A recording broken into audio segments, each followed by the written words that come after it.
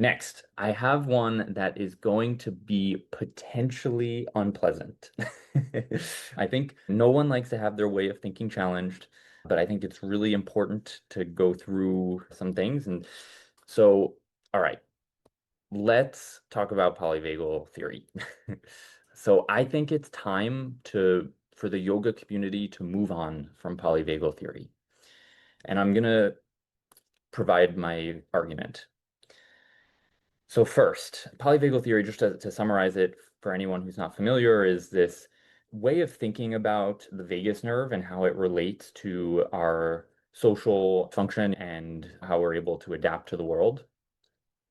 And it was developed by this researcher, Stephen Porges, and it basically posits that the autonomic nervous system is this ancient system that over time has been repurposed as we have evolved.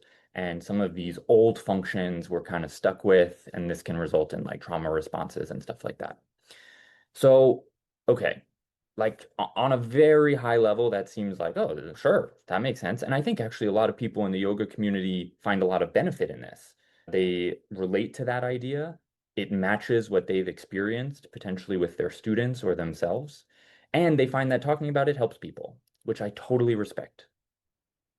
I also think it's amazing that for people who maybe weren't interested in neuroscience or the brain before, polyvagal theory is a way into thinking about the brain and maybe ultimately self-regulating themselves in some ways because they're like, oh, what I'm feeling right now is just a response of my brain.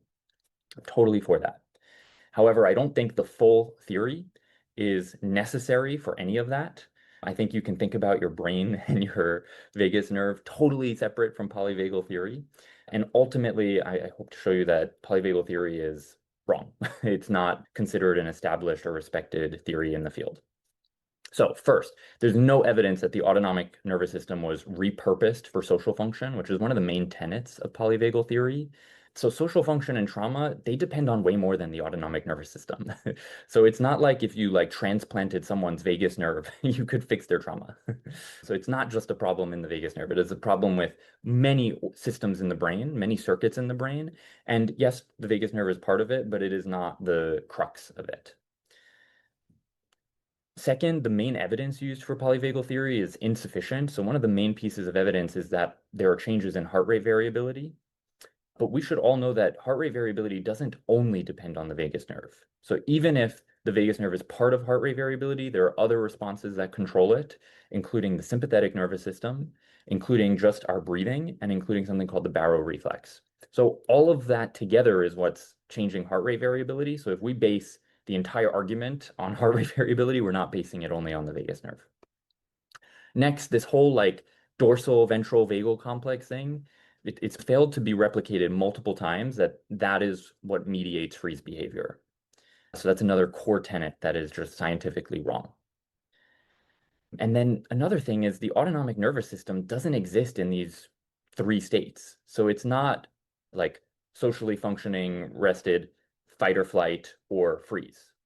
There are way more states possible. And this is because the autonomic nervous system functions on kind of independent dials. So the sympathetic can go up a little bit. The parasympathetic could also go up a little bit with it. It could go down.